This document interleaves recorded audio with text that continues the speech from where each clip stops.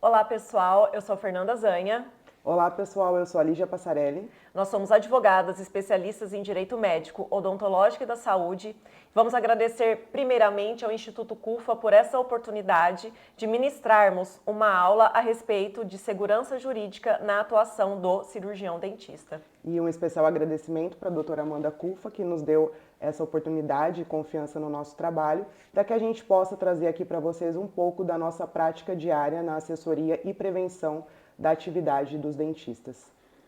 Primeiramente, nós iremos falar para vocês um pouco de qual seria o papel do advogado especialista em direito odontológico e como a gente atua para auxiliá-los na sua atividade diária, nos possíveis problemas com pacientes, com conselhos e prevenção. A gente faz um gerenciamento dos riscos da clínica, do consultório ou até daquele profissional autônomo. Por quê? Muitas vezes o profissional ele não está agindo de acordo com os códigos, com as normas do seu código de ética ou legislação de um modo geral e não sabe. É por total desconhecimento de causa, muitas vezes, que ele comete ali algumas irregularidades que, porventura, possam gerar algum descumprimento e uma indenização, alguma investigação em âmbito de conselho ou até de forma judicial. Nós costumamos falar que vocês têm uma rotina tão tumultuada, uma agenda tão cheia, já tem inúmeras preocupações e ter que se preocupar com essa parte jurídica da atuação é extremamente cansativo para vocês.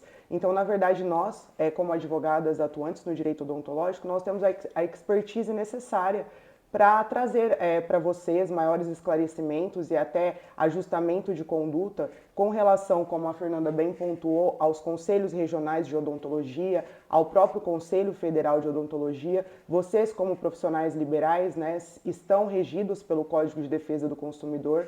Então, existem também alguns pontos importantes a serem seguidos pelo profissional dentista.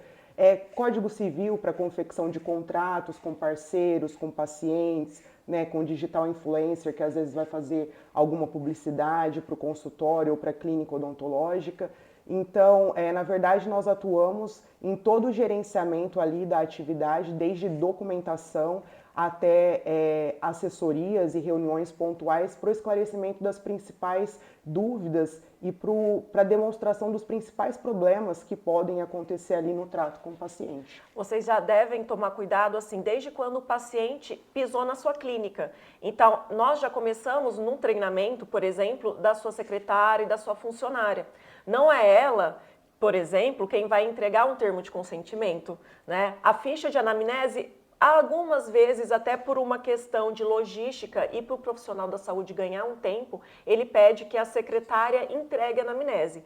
Seria o ideal? Não seria. Não seria o ideal, porque na verdade ali você tem informações confidenciais daquele paciente, informações de conteúdo, de conteúdo médico, de conteúdo odontológico, a condição clínica, às vezes alguma doença infecto-contagiosa, Então são dados que devem ser direcionados diretamente ao profissional que vai realizar o atendimento. Talvez a ficha de anamnese possa até ser entregue pela secretária, mas após o preenchimento é indispensável que haja uma consulta ali prévia com aquele paciente, conferindo aquelas informações, esclarecendo sobre as respostas que foram feitas e principalmente pedindo pela assinatura do paciente na ficha de anamnese. A gente vai até contar um caso, Fer? Pode contar o caso que ocorreu com a gente essa semana sobre a ficha de anamnese e que trouxe poderia ter trazido um sério problema para esse profissional dentista que a gente presta assessoria. Era um caso de implante numa pessoa, numa idosa já, 85 anos, e a família falou, a filha, quis assinar todos os documentos e tal, e a própria filha quem preencheu a ficha de anamnese.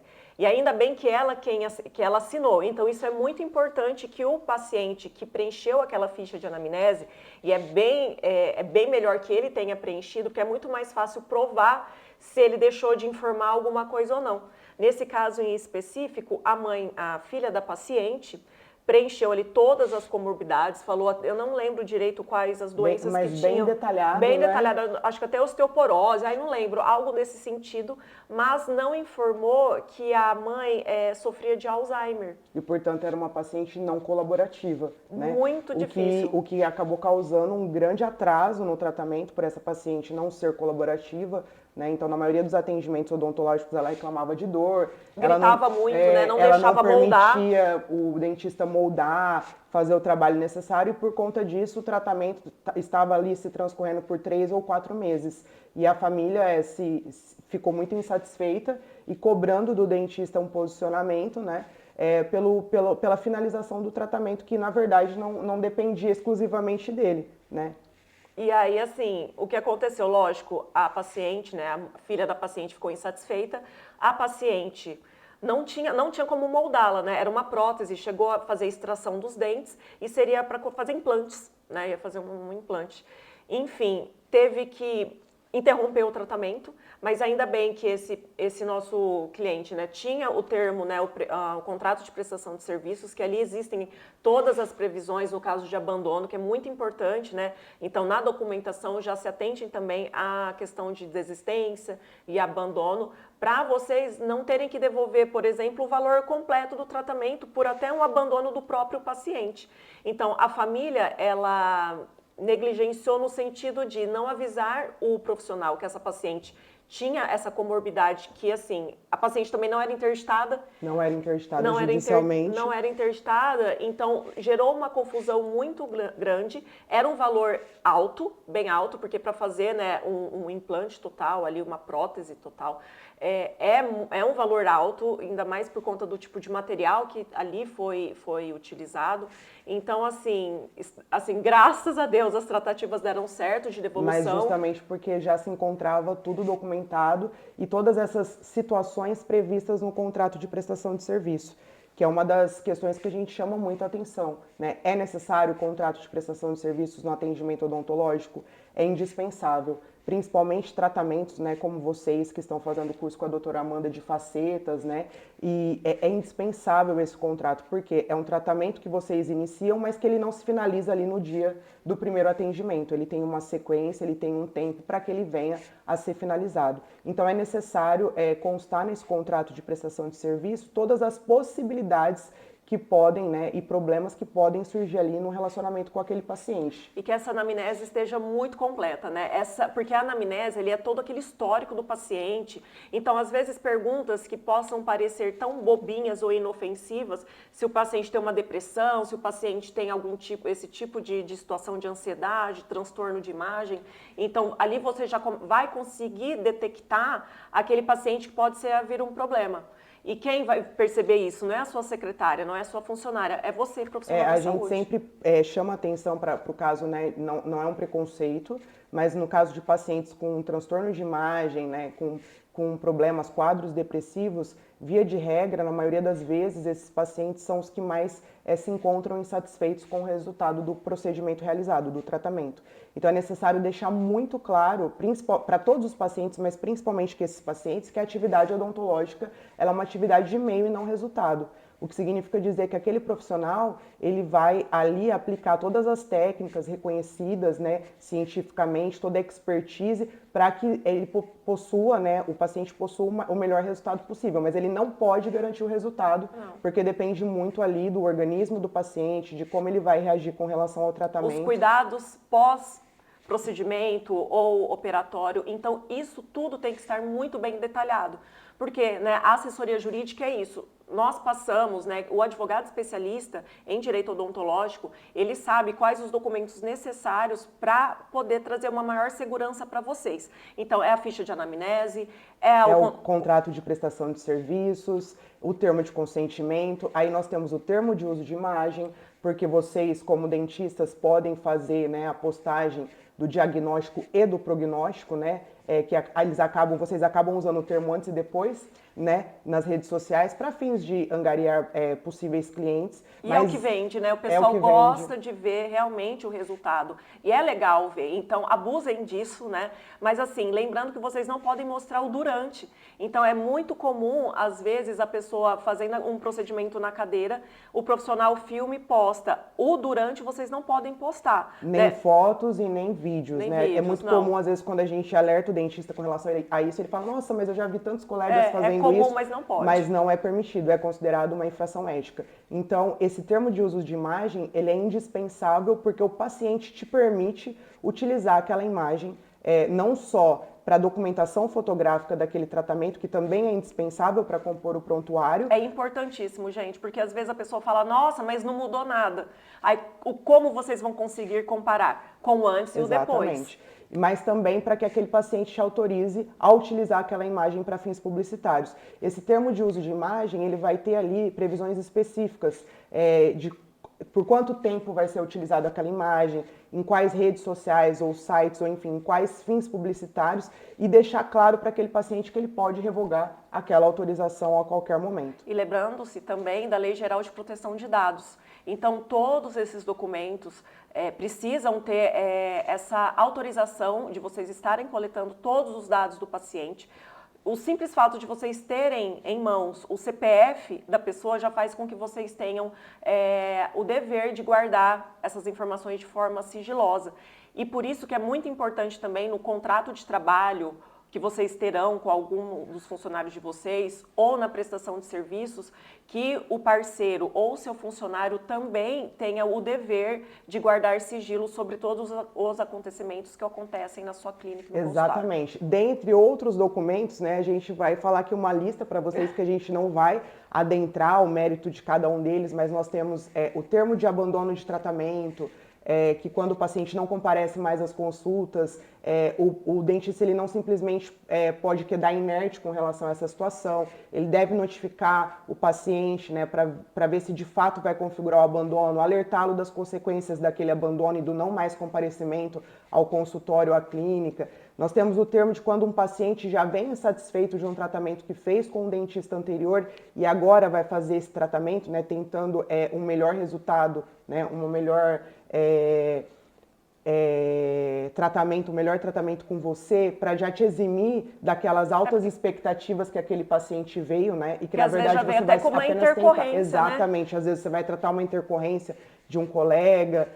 Nós temos o termo de finalização de tratamento, que é quando você finaliza ali aquele tratamento com o paciente atesta, né, que está satisfeito com o serviço que foi proposto e que o tratamento foi cumprido na íntegra ali do que constava no termo de consentimento e no contrato de prestação de serviços. Para aquele paciente que depois que você entregou todo o seu trabalho, ele vem falar, ai, não gostei, e vai pedir o dinheiro de volta. Então, é importantíssimo o termo de satisfação, no final, né, de quitação e satisfação do seu serviço, de acordo com o plano de tratamento e orçamento. Então, é importante vocês, durante o tratamento, vocês verem, vocês planejarem, né? Realmente há um planejamento. Se tem que fazer alguma extração, se tem que, às vezes, sei lá, usar um aparelho ortodôntico, então vocês vão fazendo por etapas mesmo. É algo muito tranquilo, né, para quem tem a expertise nesse tipo de serviço.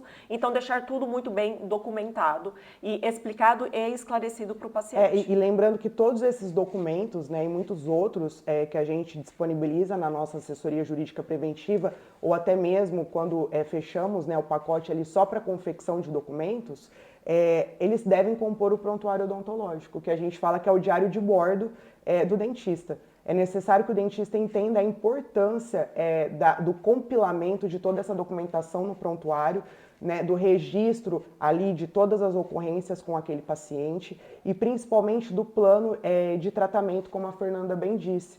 É ali no prontuário que você vai descrever quais foram as escolhas feitas entre você e aquele paciente como melhor forma de tratamento do problema dele ou da finalidade estética, né? Isso te exime de uma série de consequências negativas com aquele paciente. Em caso que ele alegue, mas eu não queria fazer determinado tratamento e você me indicou, não gostei do resultado. Então, você deve ter descrito ali tudo no prontuário, né? Toda a conversa, toda a tratativa, toda a intercorrência, toda a prescrição, todo toda a recomendação. Né? É Exatamente. todo o histórico do paciente. Aí vocês vão me perguntar, nossa, mas a assessoria jurídica, ela precisa ser presencial? Não. Hoje, grandes escritórios, grandes advogados, nós conseguimos fazer todo o atendimento online com o profissional da saúde, né? Hoje a tecnologia veio para nos aproximar e, inclusive, existe a possibilidade da telemedicina para vocês também. Quando nós falamos na telemedicina, é de uma forma geral, não é só para o médico, é também para o dentista, assim como para todos os outros. A teleodonto, né? A teleodonto, né? Para todos os profissionais da saúde. É porque a lei, né, fala em telemedicina. Mas sim, vocês podem fazer as consultas online, desde que, lógico, siga os critérios estabelecidos pela lei do prontuário eletrônico, enfim, para que tenha tudo muito bem redigido e esteja num ambiente totalmente seguro. Mas e nada... prezando sempre pela confidencialidade, né, ali da relação dentista e paciente. Esse é o principal foco, né, desses atendimentos online e dessa tratativa, né, remota com o paciente. Exatamente. E aí, para vocês que estão fazendo o curso com a doutora Amanda sobre facetas, a gente trouxe alguns cuidados importantes na confecção desses contratos de prestação de serviço e desses termos de consentimento, né?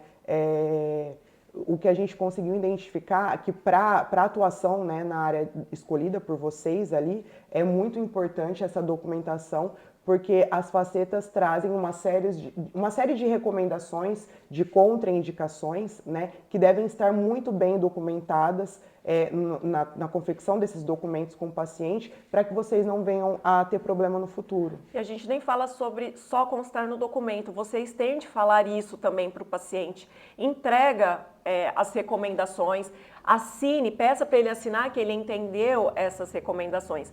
Faz alguns dias, eu não sei, 10 dias ou 2 semanas, que uma digital influencer apareceu nos stories com ela havia perdido, né, um implante, implante não, é uma resina, não sei se era... uma faceta, era uma né, faceta, né? E ela tinha bruxismo, Ela né? tinha bruxismo, e ela falou, nossa, o doutor, e falou o nome do profissional, bem que o doutor falou que eu tinha que dormir com a plaquinha de bruxismo, porque é que eu perdi a faceta ali, a porcelana que tinham colocado no dente. Então, na verdade, é importante que você, como profissional liberal, né, que tem o dever informacional, seja enfático nessas informações e nesses cuidados durante e após o tratamento e também conste ali no termo de consentimento para que fique registrado que você cumpriu com o seu dever. Então, quais são os tratos, né, com aquele tratamento na pós-finalização, o quesito de durabilidade, por quanto tempo aquele tratamento, né, a faceta ela vai durar, qual é a previsão, que não precisa ser específica, mas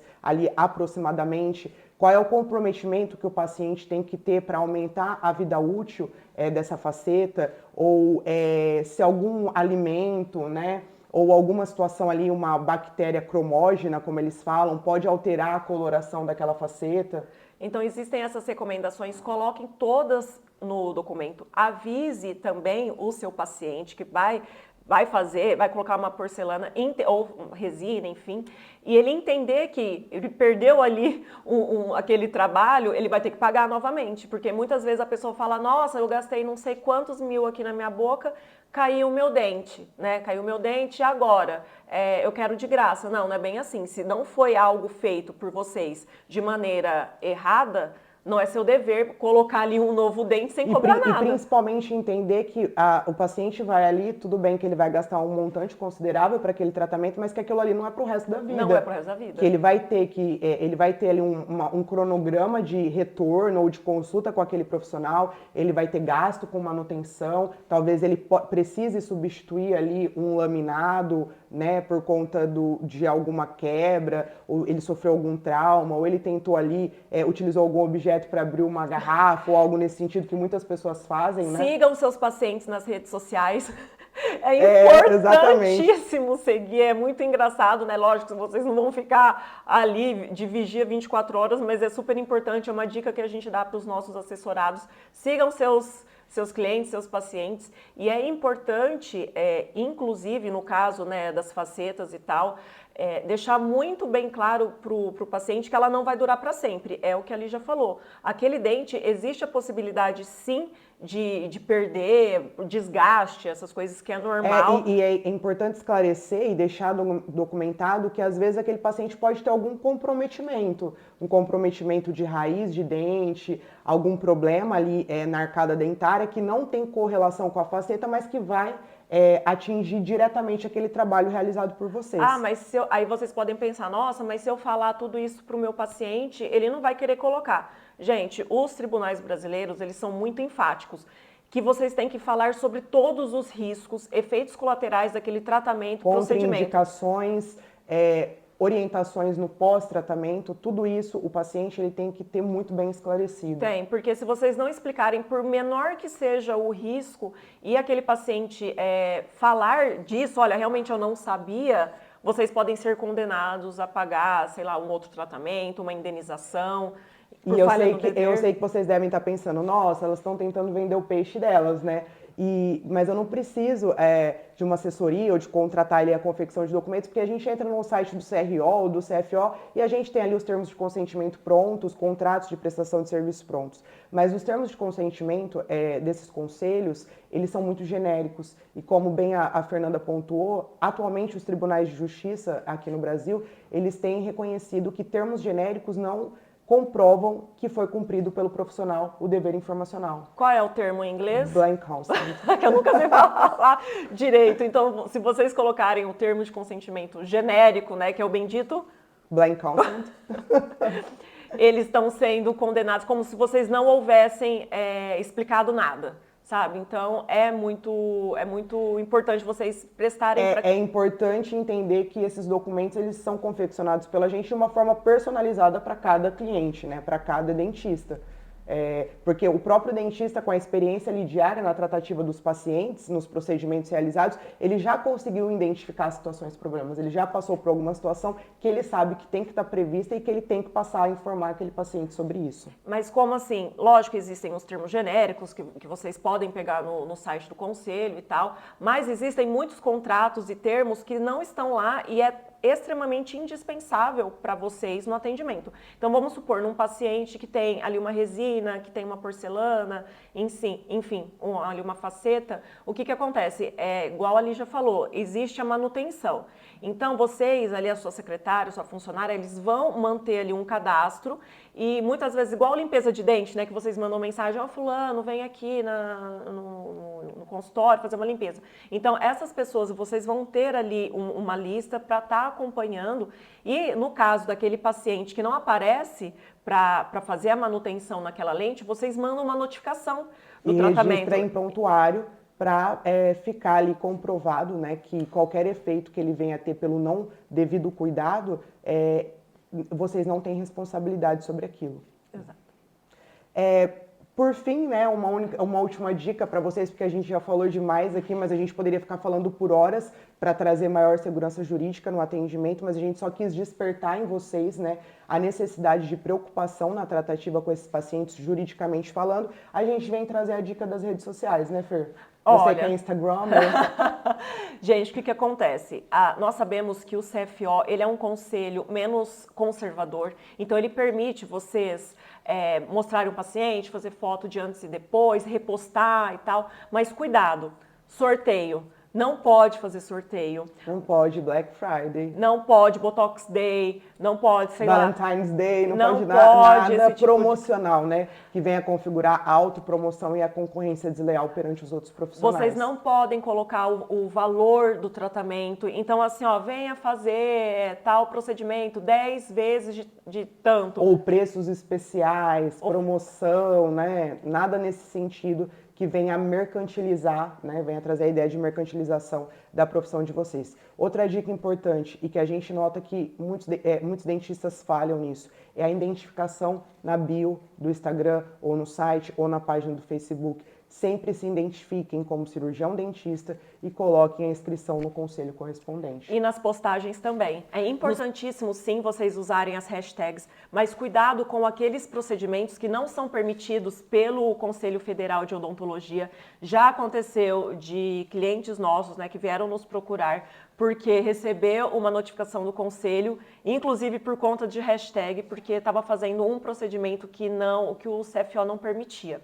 Então, é legal usar? É, mas cuidado com o que vocês escrevem. O Botox, quando vocês colocam a hashtag Botox, ele é algo que também não entrega, tá? Então, eu não recomendo colocar Botox. Coloca toxina botulínica, inclusive porque Botox é uma marca, né? Então, se vocês forem falar sobre Botox, que vocês coloquem o Botox no paciente. Outra questão importante também é colocar, né, em cada publicação ali, quando vocês publicam antes e depois do paciente, a questão para desvincular vocês de qualquer resultado. Porque às vezes ali o cliente em potencial, o paciente em potencial, ele vê aquele antes e depois ele fala, nossa, eu quero igualzinho o de tal postagem. É importante deixar claro ali naquela postagem também, quando do atendimento do paciente, que não tem como você prometer o resultado, que cada paciente, né, tem a sua própria fisiologia e que a finalização do tratamento vai depender do organismo e da anatomia de cada cliente ali em questão.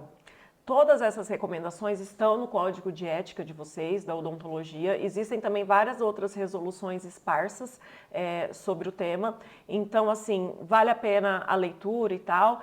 Aqueles que não gostam, né? Por isso que, inclusive, existe assessoria jurídica, porque nós entendemos que realmente a leitura, algo que pra gente é tão tranquilo, às vezes para alguém que não é da área acaba ficando pesado, né, cansativo. E também vocês podem seguir eu e a Fernanda nas redes sociais, a gente está sempre, né, com postagens, com conteúdo odontológico, dando dicas do que pode, do que não pode na publicidade e dando dicas de problemas com pacientes, do que pode ser feito ali. Tá. Essa é minhas redes sociais, esse é meu perfil, o DRA.FernandaAzanhangotti. E o meu é esse aqui, Lígia Passarelli, com 2 L's e no final, ADV. Podem mandar mensagens pra gente, a gente adora, será um prazer respondê-los. Muito obrigada novamente pela oportunidade do Instituto CUFA. São pessoas incríveis, profissionais de grande excelência, né, expertise no trabalho de vocês. E eu espero que a gente, de fato, tenha contribuído aí um pouquinho para trazer mais conhecimento e mais segurança na atividade diária de vocês. Um beijo para a doutora Amanda, obrigada pela oportunidade. Tchau, tchau, pessoal. Tchau, obrigada, Eduardo.